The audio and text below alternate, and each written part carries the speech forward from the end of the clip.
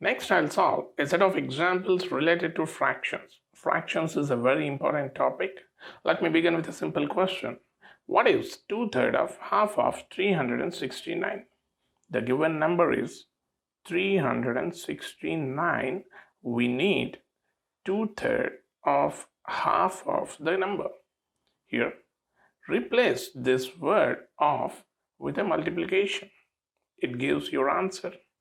That is, after cancelling 2, it is 369 divided by 3. Its value is 123. Next example, if 3 times a number exceeds its 3/5 portion by 60, what is the number? First of all, assume that number as x. Here it is given that 3 times this number exceeds its 3/5 portion by 60. Let us consider 3 times the number as 3x and its 3/5 portion as 3/5x.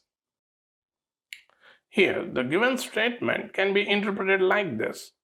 On adding a 60 to 3/5 of x, we are getting 3x.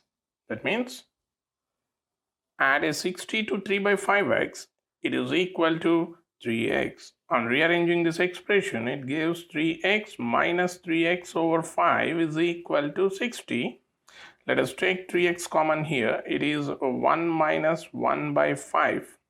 That is equal to 60. And this is 3x multiplied with 4/5 is equal to 60.